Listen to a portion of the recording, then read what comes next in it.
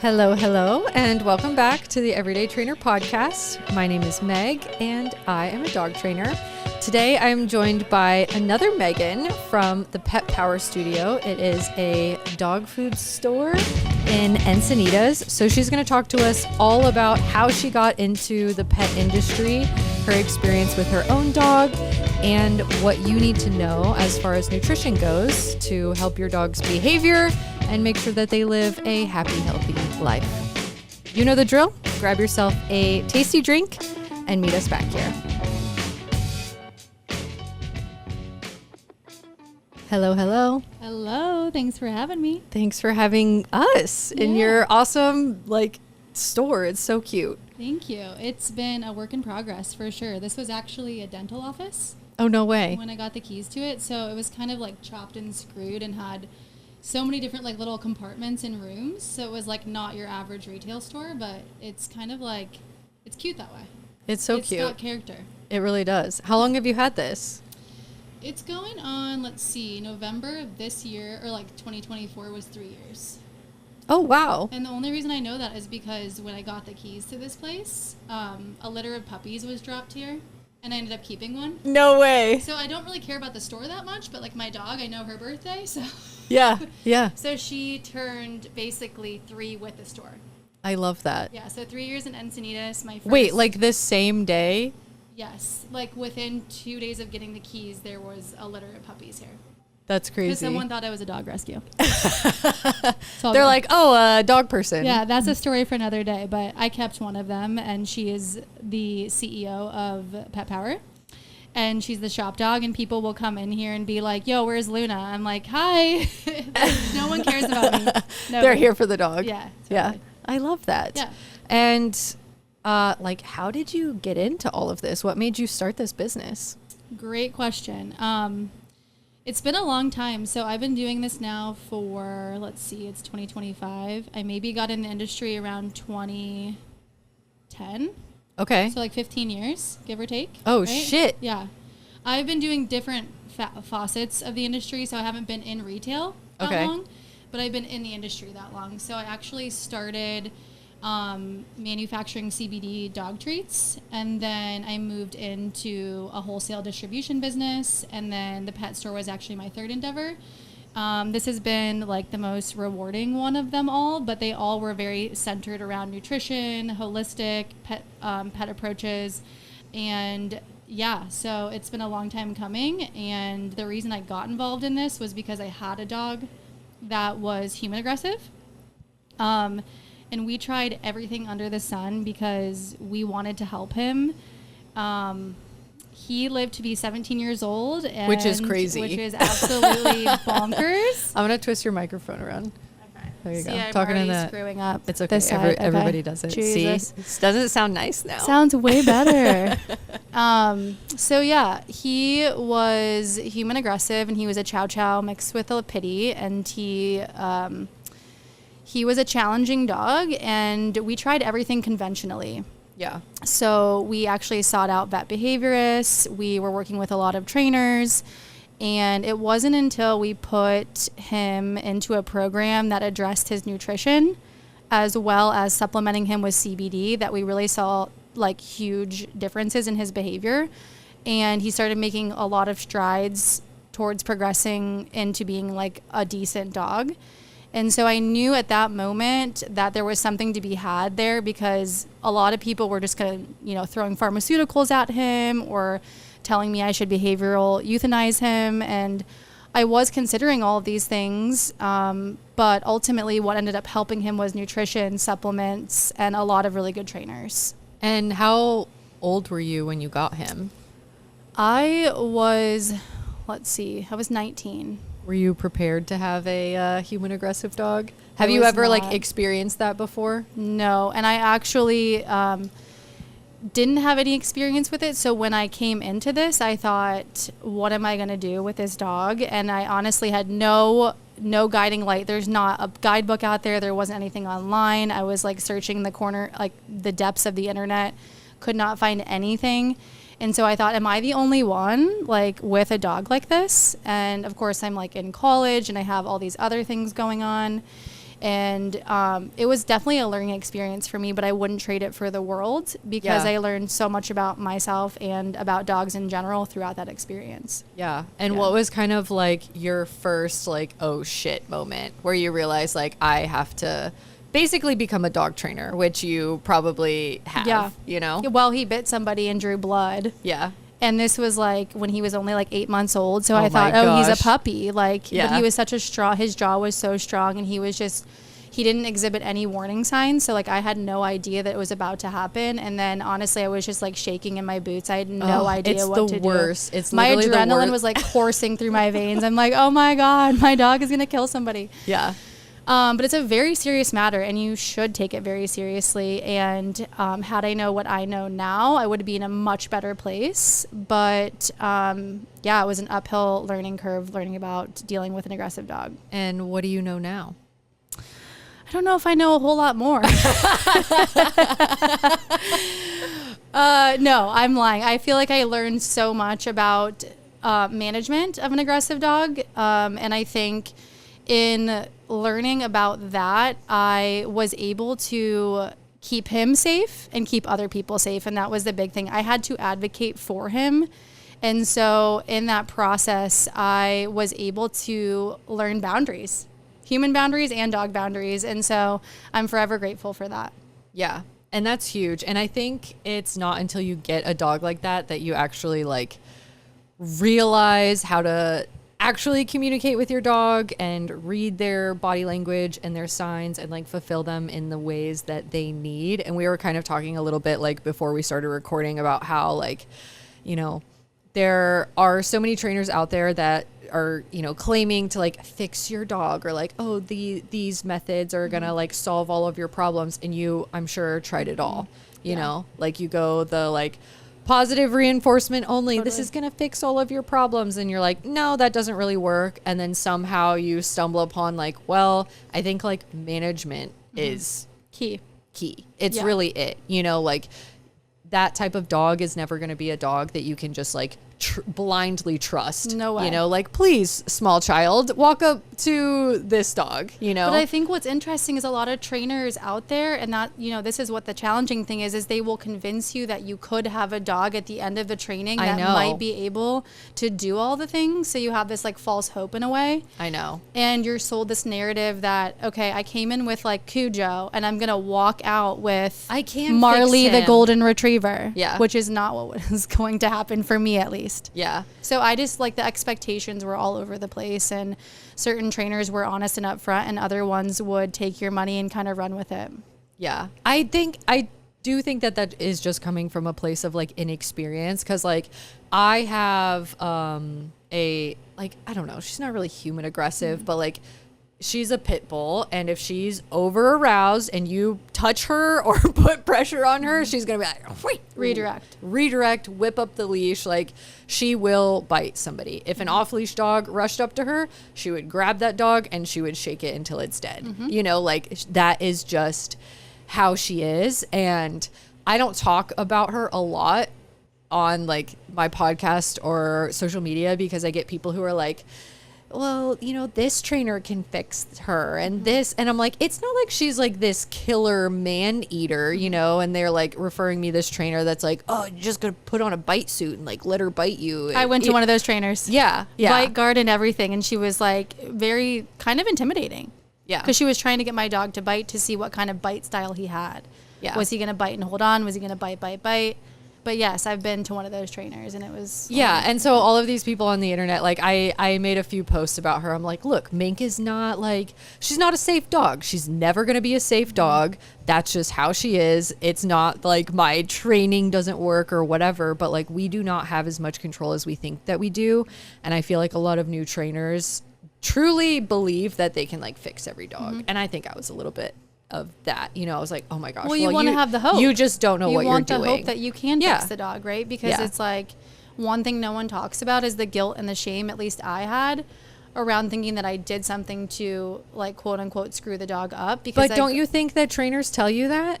I think there's a messaging out there, like a rhetoric where it's like, it's not the breed, it's the owner, or it's not the dog, it's the owner. And I'm like, I actually really disagree with that sentiment because I did not do anything wrong. I mean, I love that dog unconditionally. He had all the best food, That's the best just treats. genetics. Like, he just had wires crossed. Yeah. And I like also a crazy mix. Mm-hmm.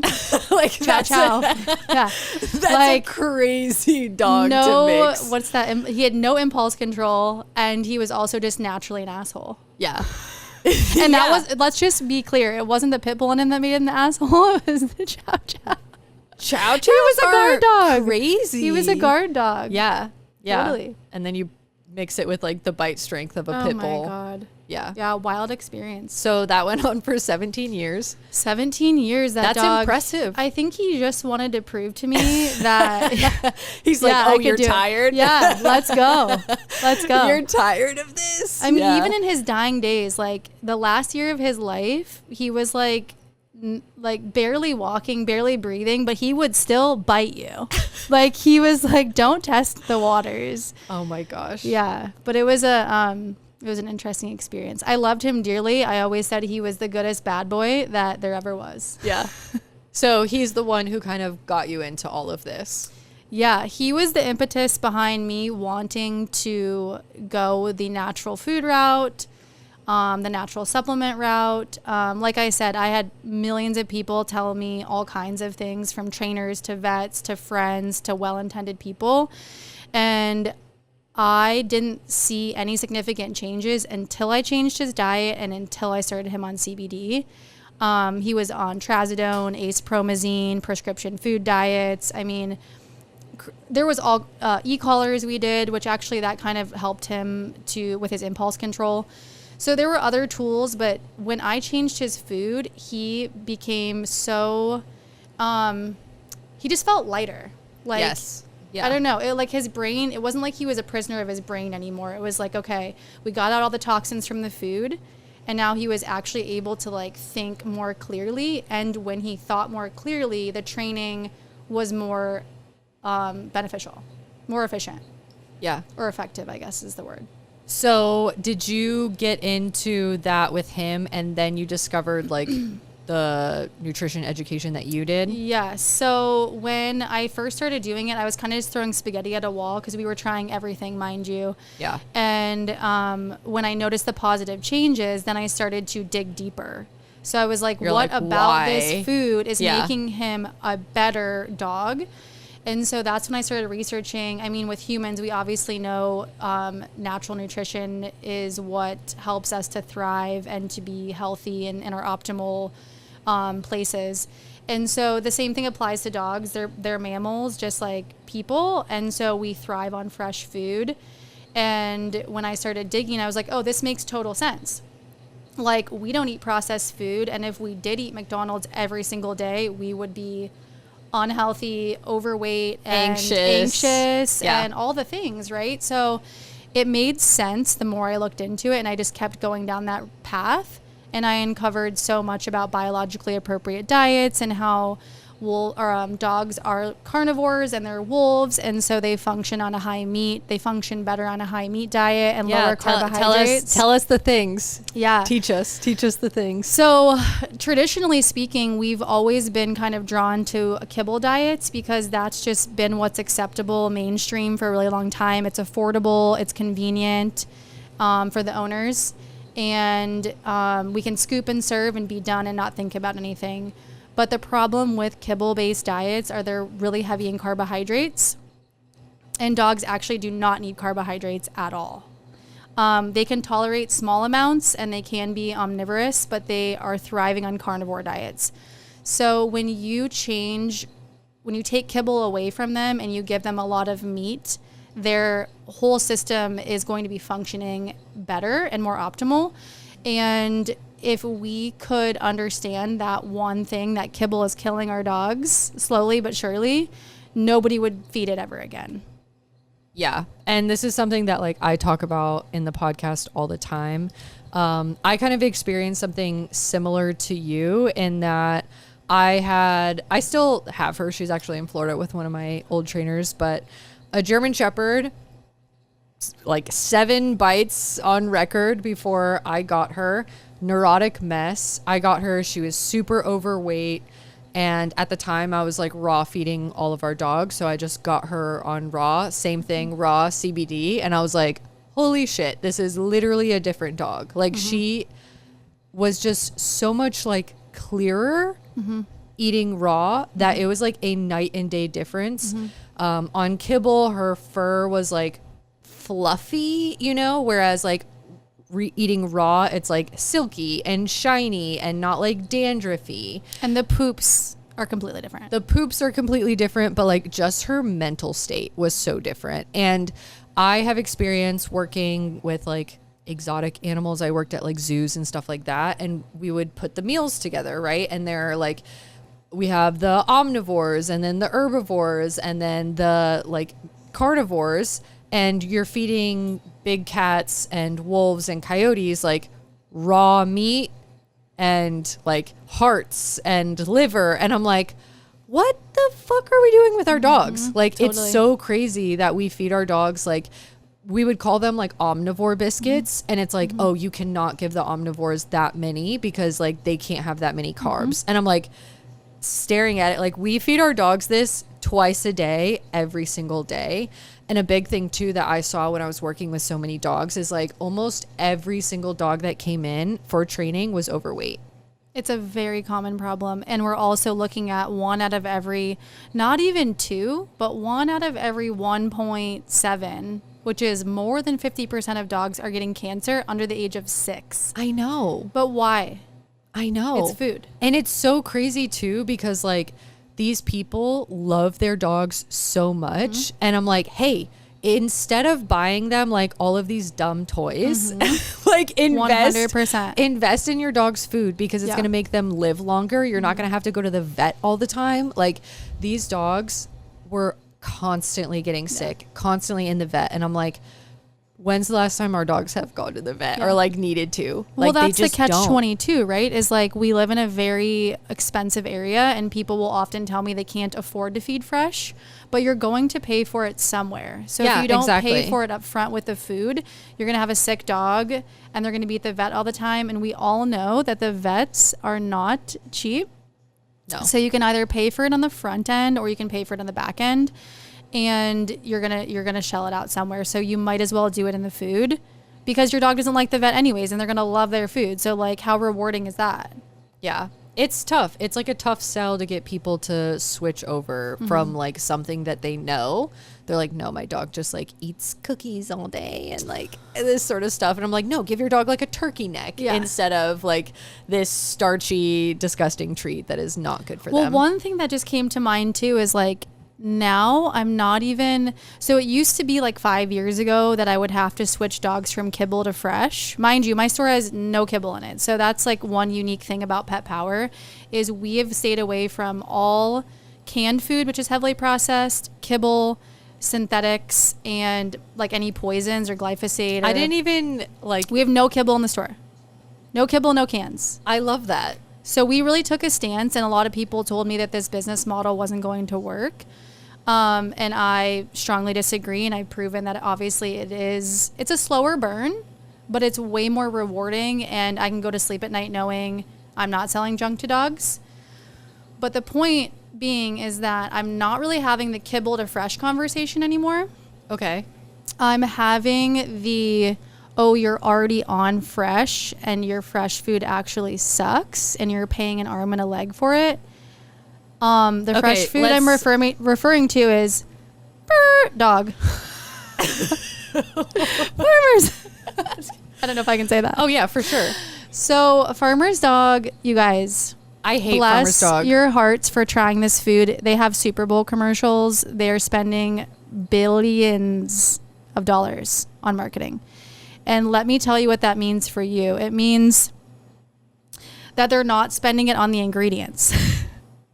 So what we have now is what I like to refer to as a wet kibble. And it's in the freezers and refrigerators of your grocery store. It's in the freezers and refrigerators of your Petco and PetSmart. And it's not good. So it's not enough now to say going into the freezers or the fridge is the up level. What you really need to ask are the questions about where are the animals coming from that are going into the food, and what is the carbohydrate load. So in kibble, we're looking at about anywhere from like 30% to 45% carbohydrates, depending on the quality of the kibble. And in some of the wet foods like Farmer's Dog or Fresh Pet, we're also looking at about 25% carbohydrates. So we're not doing any better. We are putting something in the fridge and calling it not kibble, which is now all these marketing companies are figuring out pet parents don't want to do kibble anymore, but they're basically putting kibble in the fridge. Yeah. So you just need to understand, if you're willing to pay that price point, great. That's amazing. It's very expensive, but you could do better and pay less if you support your independent pet stores and wherever your community is. I'm sure there's one local. Go in there, ask them about their local fresh food. It's not only going to be a better quality, it's going to be cheaper, and you are not supporting a massive conglomerate like Farmer's Dog, which is the equivalent of Walmart. Yeah, they're just really good at marketing. Very, very, very good at marketing. And honestly, I give them a lot of, I don't want to say props, but like, I'm very happy that they introduced mainstream to fresh feeding. So they served a purpose, which was carving that path out and getting the message out. But they're not a good food. Yeah. Unfortunately. Yeah. I mean, I had a lot of clients that were on that food and the dogs got super sick. And I'm like, you have to stop. I hope we don't get hate mail for this. I'm going to get people coming at me. I always, Farmer's Dog is the best thing ever. I always get hate mail. You're fine. This is the least controversial thing that I talk about for sure. Farmer's Dog, and what's another one? Ollie? Ollie is Fresh Pet? Nom Nom. Nom Nom. Don't quote me on this, but either Ollie or Nom Nom, or maybe both, are owned by Mars, which is the candy bar company that makes Butterfingers. And newsflash, they don't care about your dog. Yeah. They care about profit. Yeah. Yeah. So you actually like went to school for this? Yes. School is like, I don't want to say an overstatement, but I did take courses after I went to college about canine nutrition. One of my favorite courses is actually a local business here called Real Dog Box, and they have a certified professional canine nutrition certification. And it's a really intense program, and you learn all about, nutrition, you learn about digestion, you learn about cats, dogs, sicknesses that they have. It's very intense, and they teach you all about how to help pet parents transition from a heavily processed diet onto fresh food. And so I did do that course, and I feel very confident helping pet parents navigate that challenging decision to switch the food over to fresh. Yeah. I love that. And is it your first dog that like got you into actually getting kind of like a formal certification for that? Totally. Well, Diesel passed 2 Januaries ago. That was my human aggressive dog. But now I have 2 dogs of my own right now. I have a pit bull and a chihuahua, and they've been eating fresh food now for, since I've had them.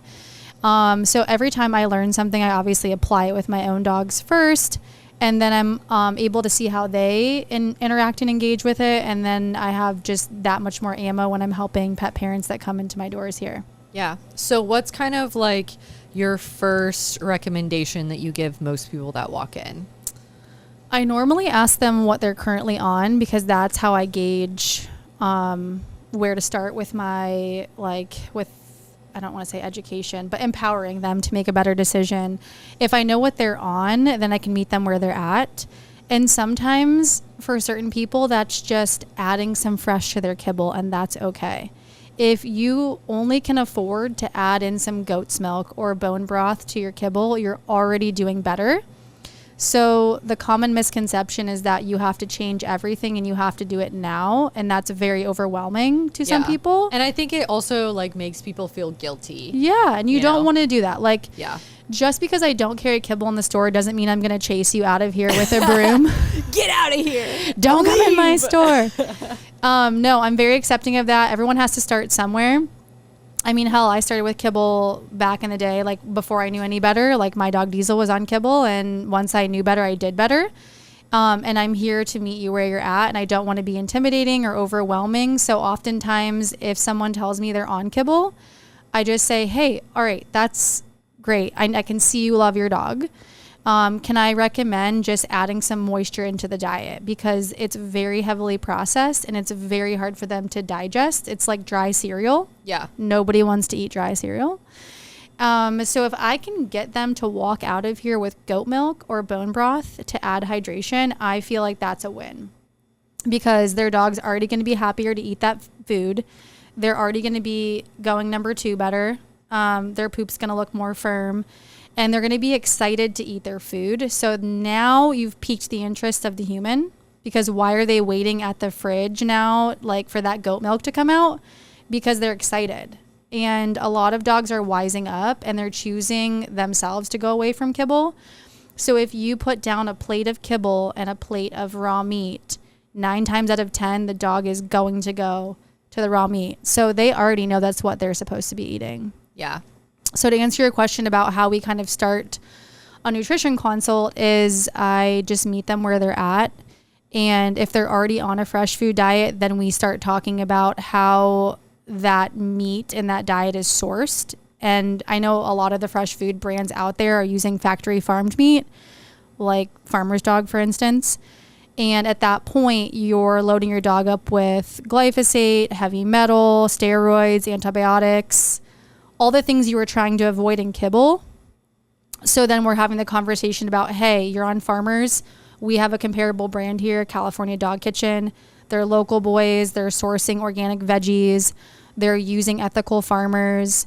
Their price point is actually cheaper than Farmer's Dog. And then it becomes, no way. Yeah, very easy to make the gosh. switch. Yeah, very easy. And all of their packaging, actually, I'm looking at it in my freezer right now. All of their packaging is 100% sustainable. Those bags are at-home compostable. I love that. Farmer's Dog comes in plastic. And what is this brand? That is we were talking about. Solutions. Yeah. So Solutions, so the difference between California Dog Kitchen and Solutions is that California Dog Kitchen's actually a gently cooked food, meaning it's been steamed to like 180 degrees for a couple minutes. And Solutions, which is behind us, is actually a raw diet. So no heat has ever been applied to a raw food diet. However, it is fermented. So that would be what some would refer to as a kill step. Fermentation actually is a very safe process, and it keeps all of the live enzymes intact, but it will mitigate or completely reduce the invasive bacteria like E. coli, Salmonella, Listeria. So a lot of times people who are against a raw diet, it's because they're worried that the bacteria is going to harm their dog. With Solutions, you don't have to worry about that, because the good bacteria inoculate the food and outcompete the bad bacteria. Also, kibble gets recalled all the time. Kibble has millions of recalls, and people don't realize this, but they're like, oh, kibble is safe. And actually, I'd much rather have my child like eat a hunk of raw meat than go into the kibble bag. I'm dead ass serious. No, I mean, it's like you go on like the recall pages and it's like, oh, every brand of kibble is like constantly getting recalled. Yeah. I feel like I'm so deep in the dog world now that like everybody that I kind of surround myself with, we're on the same page of like, yeah, we feed raw. Like pretty much everybody that we like train with, work with is on the same page as us. But what is kind of the market for you? Like, do you find that people like this is like completely new and they're turned off by raw, like general population? Great question. I think like 5 years ago, yes. Yeah. Very much so. There were very little raw feeders. Talk about 10 years ago, I think I was the only one doing it. Yeah. They're like, you're crazy. Yeah. You're 5 years crazy ago, girl. it was like every other person was kind of like, yeah, I'm into that. Or like, oh my God, what? You feed raw food? You don't cook it? That's crazy. Yeah. But I feel like as of this year, almost everybody you talk to has at least heard of it. Yes. So we know that it's trending in that direction. The traction is there.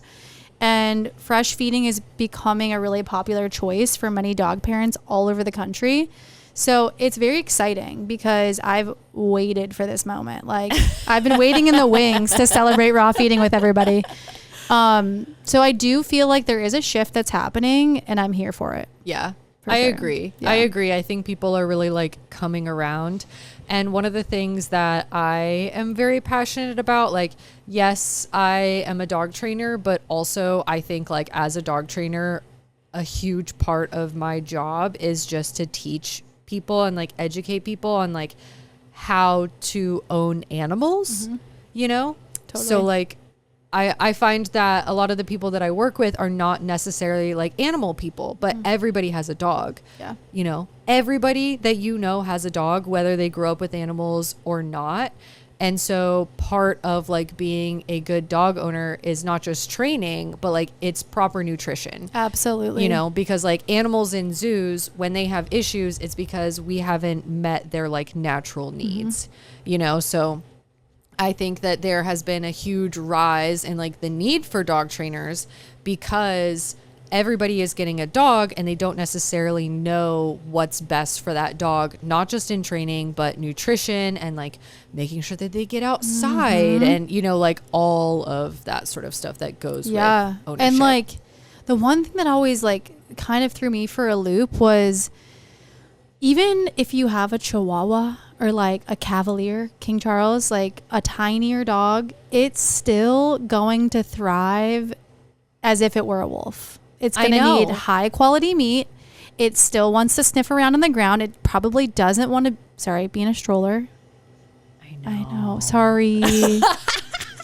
I mean, your Chihuahua wants to be a wolf. Okay. Your wiener dog wants to be a wolf. Like, and that's one thing that's always maddening to me is I see a lot of little dog people, and I have a little dog, so I'm not throwing any shade, but they treat them differently. And I'm like, okay, so your armpit shark is that way because you've created that. Like your Chihuahua is biting people because there's a lot of that around here. Don't use a stroller, please. I can't stand it. But I want a Chihuahua so bad. You have no best. idea. I'm gonna like get a Chihuahua and I'm gonna like raise it like a Malinois, so Yes. it's like a little feisty. Like, yeah. My Chihuahua is ratchet. She got the pitbull energy. Yeah, because I let her just be. I love that. She's not a yapper. She holds her ground. She's like, I gotta be like my brother. I love that. No, I want one so bad. He's like so sick of me with like the Chihuahua. You should get a Baja Chihuahua. Yeah. The Tijuana Chihuahuas. What does that mean? They're just a little scrappier. Yeah. Yeah. Okay. Yeah, because there's so many. So we're obviously very close to Mexico, and the stray dog problem there is insane. And so there's lots of rescues that dedicate their time to going down there and like swooping up the dogs and bringing them back here. Not always great because they end up in our shelters and that's kind of frowned upon, but they're some of the best dogs I've ever met because they're like the ultimates. Yeah. Like they are Heinz 57s, but they're mostly Chihuahua. Yeah. And they are amazing. We did a podcast with the Animal Pad. Yes, I love them. They're the best. So sweet. Yeah. And I kind of like, I felt the same way going into that. I was like, I don't know how I feel about like going over and like taking these dogs when like we have so many dogs in like shelters. Like we recently got a dog from Siaka, like in LA. And I'm like, oh, why are we like going to Mexico and like getting these dogs? And then I met with them and I was like, I love you guys and I love what you do. And it's like so different when you're in it and you see it, you know, and it's like they see it every day. Like they see how mistreated those dogs are and like neglected. And it's like, who am I to say like, don't go save those dogs? Yeah. You know, they've tried to like, I can see both sides of it. It's like, we obviously have a problem here, but that doesn't diminish the fact that there's a problem there too. Exactly. It's just like, man, I wish I could help them all. I know. If I had millions of dollars and a lot of land, I would have thousands of dogs. We have 2 vans and we're like right on track for that. It would be dangerous. It would be very dangerous. No, but I mean, we were talking about that too, because like I have Mink, who is not a super safe dog. And I took her out the other day and like every once in a while we just have a day where I'm like, oh God, like she scares me sometimes, you know, and absolutely. I'm like an experienced handler. And sometimes she's just like in a state of mind where I'm like, if I step the wrong way, like you're gonna you're going to get me, you know, and then what am I going to do? Like, I'm by myself. This dog's going to bite me.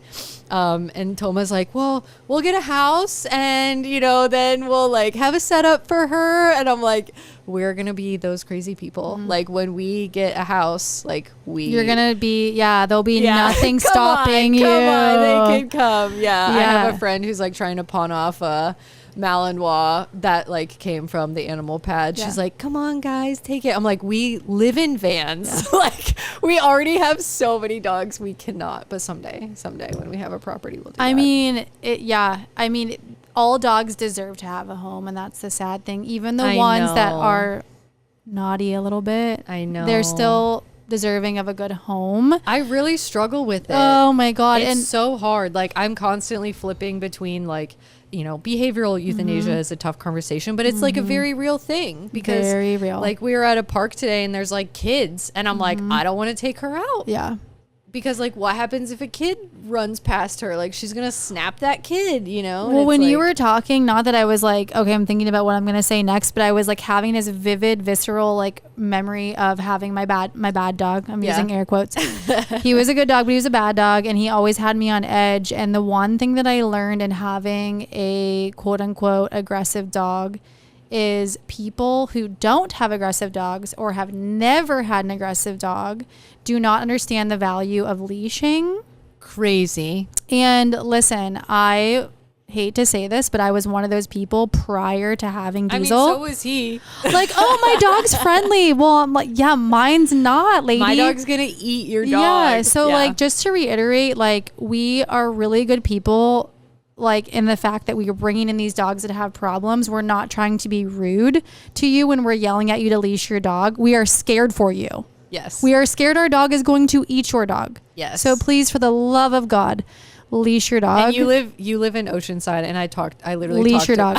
I talked about Oceanside on my podcast because I was like, yeah, we're gonna go visit Oceanside, and then like in the next episode, I was like, we cannot stay in Oceanside because everybody has their dogs off leash. Like we would literally open the van, and there's like an off leash Malinois, like oh my God, oh my gosh, you know, and it's like my anxiety is through the roof just thinking about it. Like the dogs aren't bad, but it's like, bro, if I opened my van door and my dogs were in a crate and let's say my dog happened to be right there and your dog passed the door, like dog fight. Yeah. Immediately, you know? And it's like we had his Mal out and we're just like crossing the street, like dodging people, and like people are coming out of stores with dogs and there's like a little dog like walking down the street with like no owner in sight and you're like, what is going on? People are very liberated here with their dogs. Yeah. And it's not a bad thing because I want to look at them and just like pet them like, oh, sweet child. They just don't know. They have no idea. Have no idea. Zero. And you don't know until you do get a problem dog. Absolutely. You know, because you're like, oh, my dog, I just have a cupcake dog. Like, he just wants to say hi. Yeah. And you're like, no, and you're like, he's going to lose an eyeball. Yeah, please pull your dog away. Yeah, we were walking through the park today, and we were over by, like, North Park. Mm-hmm. And there was a woman like walking through the park with like 2 dogs off leash, literally like 50 feet behind her. And we have his like big ass shepherd out and he like gets the dog barking. And the lady's like, ah, and like runs over and leashes her dogs. And we're like, oh, thank goodness. Yes, God. Like, yeah, that's the one thing I will like to go on my soapbox about is everyone has mistakes. And like sometimes dogs will get off the leash and we get that. But like just to not have your dog on a leash just for the shit of it, like that's got to change. I know. And there's so many dogs here too. So many dogs. We're in a very densely populated area. It's just not safe in general. Yeah. And the retractable leashes. I love my retractable leash, but you have one. Okay. Time and place. Time and place. Yeah. Time and place. I'm not going to be walking down this busy street with my dog on a retractable leash. No. And I'm like, if you're out in the great wilderness or whatever, they can go a little further in front of you, but probably don't want to do it on the streets of Encinitas. No. It's like it's a very like if you're in the city you need to have your dog on a short leash. Absolutely. But people don't. They walk down this busy area like that. So that's the PSA for all the Southern California folks. Totally. But it's very different from Florida. Florida is not like that. Like, what do you mean people leash their dogs in Florida? Yeah. Okay. Well, like there's a dog beach and you have to have your dog on leash. I literally dropped my leash for like half a second and I'm like 3 feet away from my dog. A golf cart pulls up. He's like, leash your dog, you're getting a ticket. And I'm like, yes, sir. Leash police. Yeah, literally. Maybe they should come out here. They should. Yeah, send them out. For real. Please bring the Florida Leash Police out. Yeah, but we were talking about that because I was like, it's so crazy that like I'm walking around and it's like there's signs everywhere. And like I got into a fight at the park a few weeks back. A guy had like his dog off leash and I'm doing a lesson and this like dog is reactive pit bull. And I'm like, hey, can you grab your dog? And he's like, I'm allowed to be here. And I'm like, all right, okay. But like in Florida, you would get a ticket immediately. Yeah. Like, I don't know. I kind of think that's how it should be. I think that's how it should be too. I know. Because what it does is it prevents other people from having freedom. Yes. There's like a certain level of like entitlement that I think comes from people who are like, oh, I can have my dog off leash. And it's like, well, that's not really fair to the people who have behavioral dogs that like want to walk their dogs, you know? And then sometimes you get the people who are like, well, if your dog is aggressive, they shouldn't be out. And it's like, or even worse, I have actually had people tell me that if I had an aggressive dog that I should kill it. And I'm like, that's so intense. You know, not like more than one person, you know, like just when I'm like random people. Well, just people are very opinionated. And I think the last time it was said to me, I got pretty, I don't want to say hyphy, but like someone with an off-leash dog was running towards my dog, aggressive dog. And I kind of was like, hey, get your dog. And I was speaking in a tone that was obviously not very friendly. And she was like, why? My dog's friendly. And I was like, mine is not. And I'm screaming across the parking lot. And she's like, well, if it's not, you should kill it. And I'm like, oh my God. She was unhinged. Like she was an unhinged Karen. That's wild. But I'm like, that's a wild statement. How dare you say that to somebody that you have no idea what their background is or like what the dog has gone through in its life? I mean, this is a dog that was pulled out of a high kill shelter and had no socialization at this point. You know, so I don't even really know if he was going to be like mean or standoffish or like, I don't know what was going to happen, but I didn't want to see it happen. Yeah, you're like advocating for your dog. Yeah, and like, gosh, people are just crazy. And never That's wild. Yeah. I've yet to hear that. Across the parking lot. The podcast people will love that one. I know, it's wild. Because like a lot of the people who listen to the podcast, like obviously have found me because they like got into dog training for a reason, right? They typically have a behavioral dog and it's so isolating, you know, like think about you as like a 19-year-old where your dog bit somebody and you're like, oh shit, like what do I do? You know, so that's kind of like why I have this. So people love hearing stuff like that. Well, one thing too was like when I was 19 and wanting to hang out with my friends all the time, like now I'm a little more antisocial, which I would do better with a behavioral dog now, I think. But it was like you said, isolating. That word really resonated with me because all of my friends had dogs at 19 and 20 and we would go camping and do outdoorsy things. And even just like hanging at other friends' houses, they would all bring their dogs over. And I always felt this sense of like, well, I can't bring my dog, so I want to stay home, but I want to see my friends, but I don't want to leave my dog. And like, it was just this like vacillation in my head all the time where like, I really struggled with that because I had to leave my social life kind of behind in a sense to support my dog. Yeah. Or he had to stay home in his like kennel while all my other friends were like having fun with their dogs. And it's really hard. It's like, so it was hard. one of the hardest things I think I've done in my lifetime was raise a behavioral dog. Yeah. Again, though, I wouldn't take it back for the world. Like, I'm super glad I did it, but I learned so much about dogs in general and myself in doing it. Yeah. And I think so many people will resonate with that because, you know, so many people have reactive dogs. And when you get a dog, like, you don't have the expectation that, like, you're not going to enjoy walks with your dog. Like, you get a dog to do those things, you know? And a common question that I get is like, do you think I should take my like aggressive dog or reactive dog like on a camping trip? And it's really like, you have to kind of shift your expectations of what you think dog ownership is going to be when you have that type of dog, you know? Yeah, you're definitely not going to the dog park. I'll tell you that. No dog parks for you. No. And you don't get to do the things that like the people with the cuppy cake dogs get to do. You know? Cuppy cake dogs are boring. I want tiny, angry dogs, you know? Yeah. So it's like, I can have the like dog trainer in me fulfilled, but it's like small enough to where it's like, okay, if you're being a problem, I'm just going to pick you up and place you over here. It's so much easier to deal with a small behavioral dog. Yeah. Like for real. Like Mink she gives me some really hard days sometimes where like. She's people aggressive, not dog, or both. She's not people aggressive, but like she redirects. Okay. So if she's overstimulated and like her big thing is like if the leash gets tangled on her leg, she's like, ah, and she has a touch of the tism. Yeah. She has the tism. She's just like angry. She's just like an angry dog. And I'm like, relax. Like I literally taught her like, relax. And she's like, you're like, what happened to you? Deep breaths, like relax, you know, but she's just like so jacked up. And then sometimes she's just like, I'm a cute little baby. And I'm like, look at this little baby muffin, you know, and then a dog walks by and she's like, and I'm like, oh my gosh. Have you ever thought about talking to an animal communicator with her? No. Maybe she has some trauma that she needs to release. I'm sure she does. She came from a shelter, like. Yeah. Let's get this girl an animal communicator. Oh my gosh. She needs to share her feelings. Do you have an animal communicator? I absolutely do. I like am one of those woo-woo people that relies on them maybe too much. Yeah?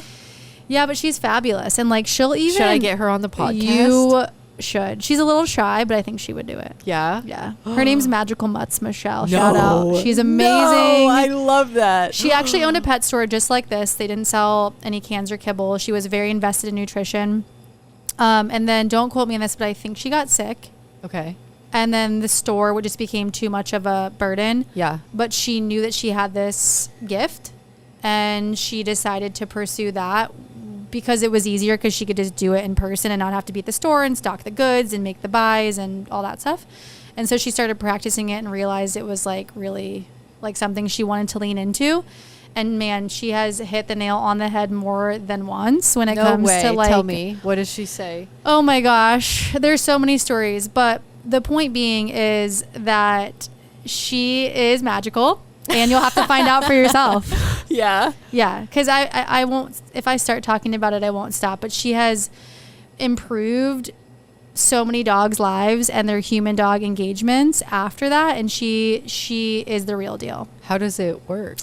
So you can, she does a lot of her consults virtually. So when you zoom in, you actually can face the camera to your dog, and she will use her magical powers to connect with your dog and tell you. She can answer questions about food allergies. She can talk to you about maybe things that they're struggling with emotionally. She can deal with grief. She can even help you understand yourself through what your dog's asking.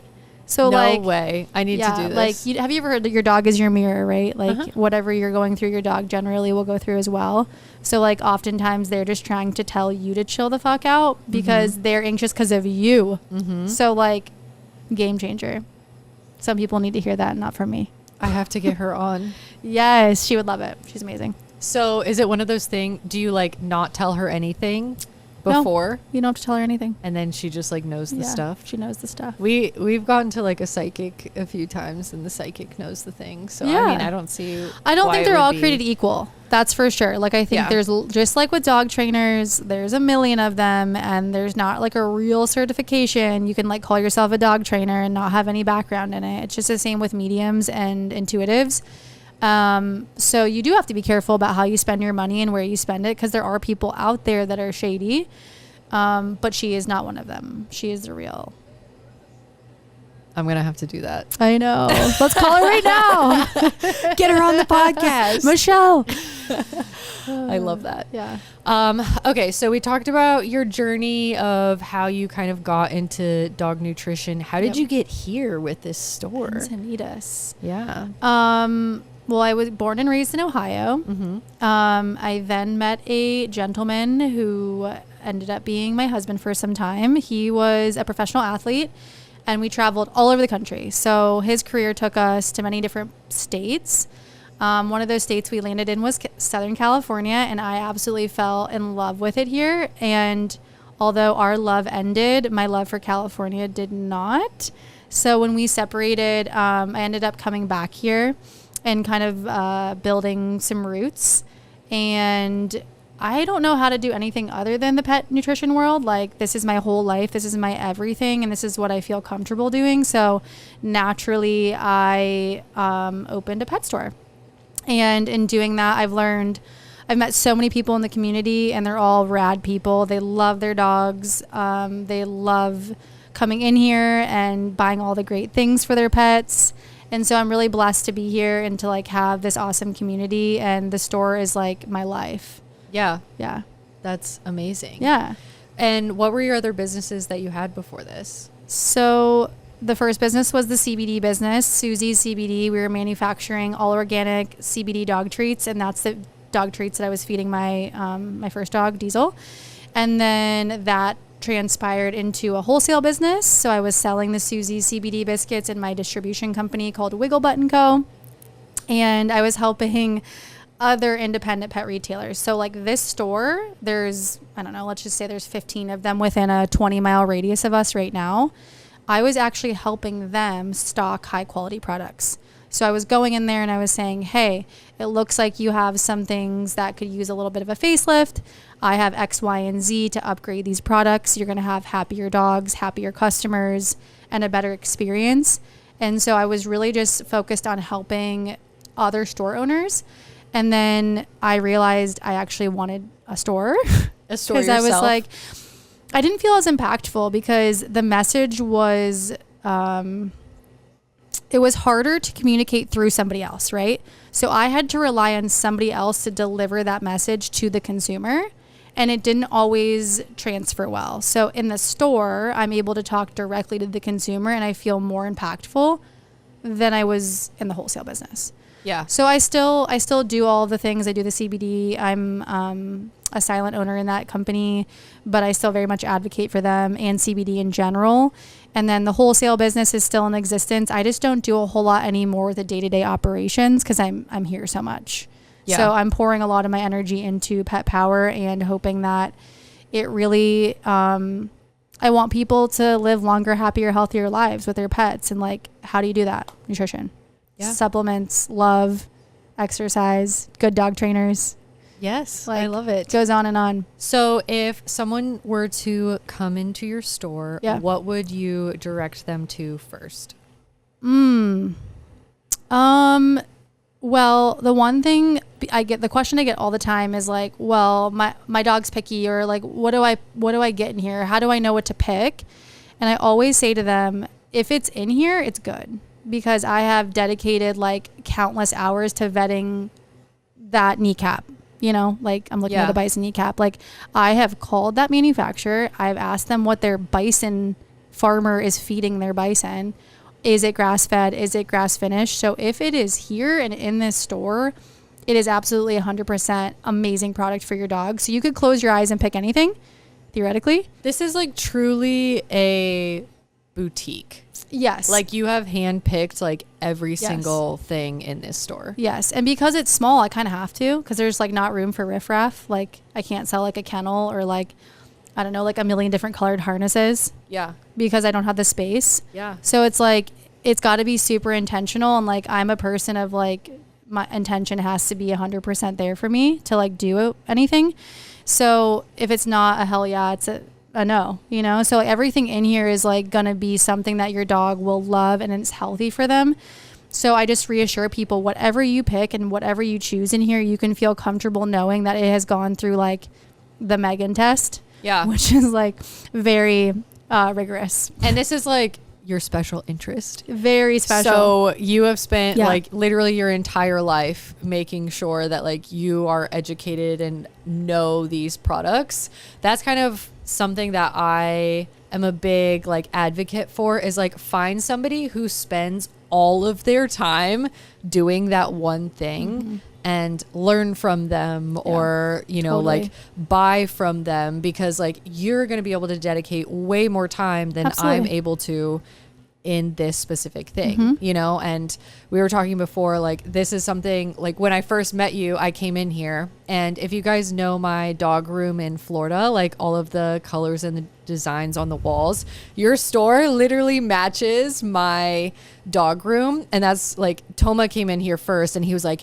you have to go into this store. Like, you're gonna die. You're gonna love it. Because I was like, I really want to open a store. Like, I want to have a store that has like all of the dog trainer things, all of the, you know, foods that like I like and recommend, and all of the products that I'm constantly recommending. I'm like, I want to like have a store, have a community, all of that sort of stuff. So he came in here and he was like, Meg, this is literally like your store. It's Meg squared, Meg and Meg. I know. We have the same brain, the same color schemes, the same. It's so perfect. Yeah. But it's kind of funny because I kind of fell out of that a little bit because I'm like, well, that's not really like my niche, you know, like I would need to find somebody like you to be able to do something like this. Like, you've literally dedicated your entire life to, you know, putting all of this together, and like, who better to buy dog food from than somebody like you? Thank you. Thank you. Well, also one thing I want to say on that too, just to kind of bring it full circle, is what we don't realize oftentimes as just a normal consumer walking into a grocery store or a pet store is there's a lot of things that happen behind the scenes that you might not know about. And so people do get bought. And I mean that in the nicest way, but like manufacturers who are maybe a little bit more unscrupulous realize they don't have a product that can stand on its own two legs. So they'll buy shelf space in a store, or they'll say, hey, I'm going to chip in towards your rent to have my products in your store. And so there is a lot of this undercurrent that happens. And I always tell people I can't be bought. Like, no matter how much money you throw at me or what deal you try to make with me or what promotion you attempt to run, it's not worth it for my integrity to compromise myself for money. And so that's a way harder battle, right? Rent's expensive. Electric is expensive. It's something that might be easy to bite on if you don't know your core values. And so like my freezers, I purchase them 100%. I pay for my electric. I pay for all my food up front. Like, there are some retailers who are getting bought by brands. And doesn't mean they like them or want to sell them to your dog. It's because they're earning money every month to sell these pet food brands that are not good. Interesting. And I'm not taking $1 from anybody. And it is really hard because I get proposed with it all the time. I mean, I get phone calls every day, like, about people wanting to be in this store. And it's like, okay, are you ready for the 72 questions that I'm about to ask you? Because we probably will get 2 questions in and I'm like, nope. Oh, you use factory farmed meat? Nope. Oh, you like put synthetic ingredients in your food? No. So it's like, if you don't stand for something, this is such a cliche quote, but you fall for everything, right? And I don't do that. I love that. No, and we're all for supporting small businesses, you know? Amen. Yeah. Okay, I want to go back to solutions. Solutions, my favorite raw food. Before we wrap up, because I'm definitely going to buy some of that from you while we're here. Yes, it's the best. So why do we like them? Are they local? They're regenerative farming practices out of Pennsylvania. Okay. So we import it from Pennsylvania. And what does that mean? So for me, it means I buy it by the pallet to make sure that it makes sense to get it here, because obviously we're concerned about carbon footprint and sustainability. So if I don't buy it in volume, then it's just like, it doesn't make sense to get a food here from Pennsylvania, right? So I'm buying it by the pallet. It comes on a frozen truck. And the reason that I have to do this is because I don't believe there's another food in the market, or in the industry, if you will, that could hold a candle to its integrity. Solutions integrity. And that's because they're using regenerative farming practices. They are using certified humane animals. They're all GAP 3+, which means they're getting pastured, they're grass-fed, grass-finished, they're non-GMO feed. Their owner actually made a profound comment to me, and it just stuck with me forever. And she said, you can't get healthy food from a sick animal. And so many of our animals are sick, diseased, down, dying. Their meat is just as sick as they are, and then we consume it and then we get sick. So if you have healthy animals, you have healthy meat and healthy dogs. And so it's so important to know where your animals came from and how they were raised and what they were eating. Were they eating GMO corn their whole lives? Well, what do you think is in their meat that you're going to eat? Yeah. You know, so Solutions is the only company that I know of in the industry that's using regenerative farming practices all the time.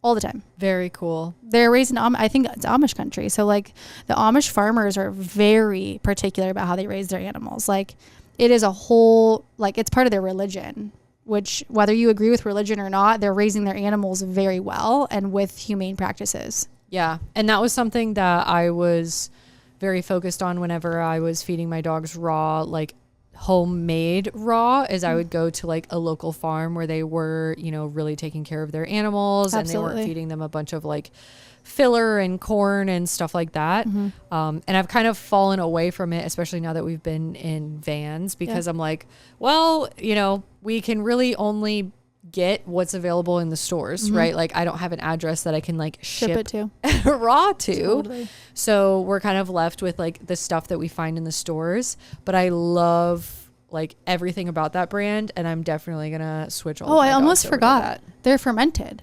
I didn't even say that part of it. I was like, oh, so hung up on like how they raise the animals, but they're also fermented, which if you guys know anything about fermentation, it's like really good for your gut health and also your pet's gut health. Yeah. So it can help rebuild, you know, good gut microbiome. It can decrease dysbiosis, which is like a gut that's kind of out of whack.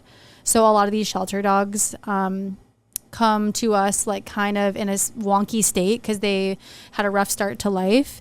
And fermented food can help to rebuild their gut health, which also helps to make them healthier and just overall more vitality.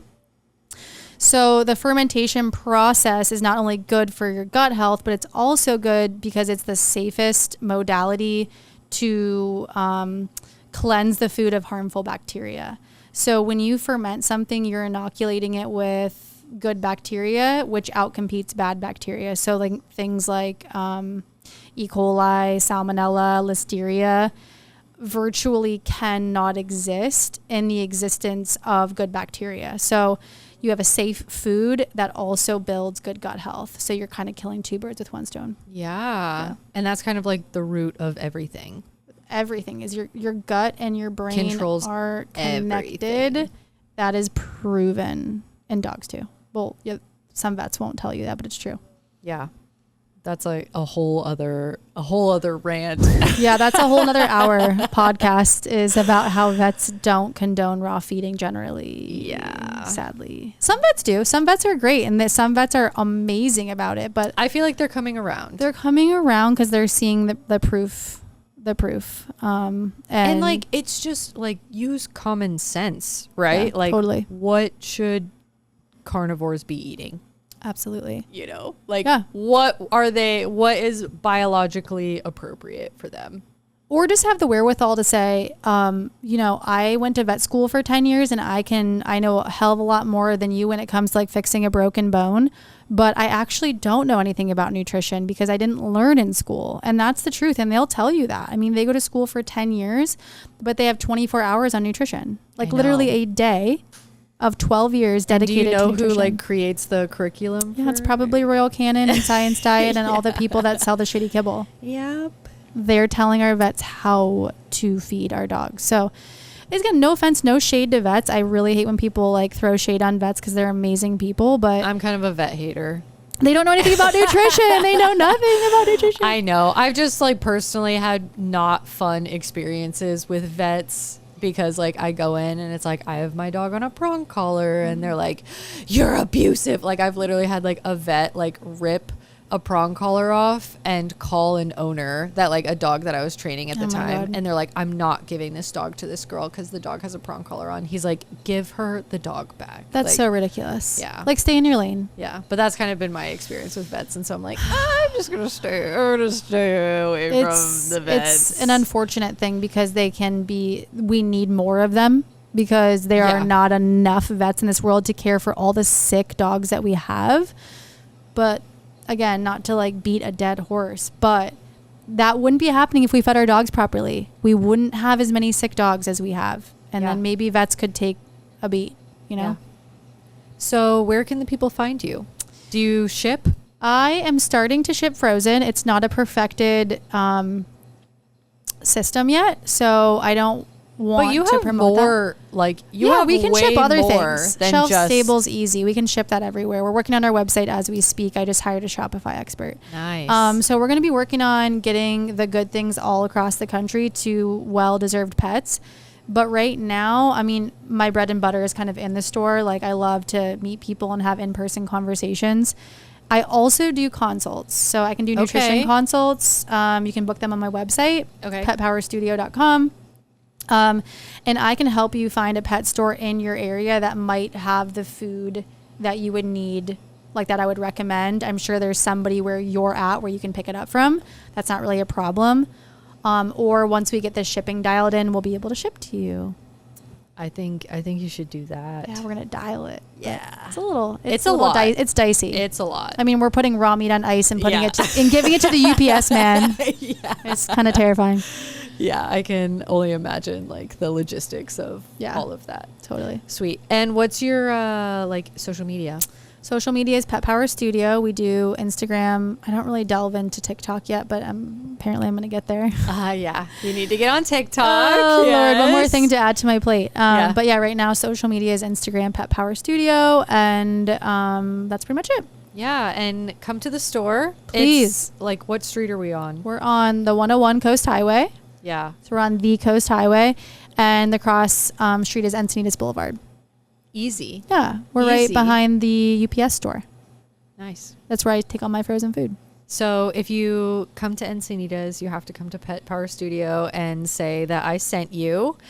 And I'm definitely going to get a whole bunch of food from you. Heck while yeah, we're here. we love that. Also, I'm going to give you some leashes that you can sell here. Can't wait. We love a slip lead. So I am super stoked on the slip leads. And the colors are going to match. It's going to be perfect. Yes. We love aesthetics. If you guys come into the store, you'll have to get a slip lead as well. Thanks so much for having me. It's been so fun. Oh my gosh. Thanks for having us. This was amazing. We're going to have to do it again. We're going to have to get the pet psychic on here as well too. I love this. Well, thank you so much for joining me. And thank you all so much for listening. We will see you back here next week.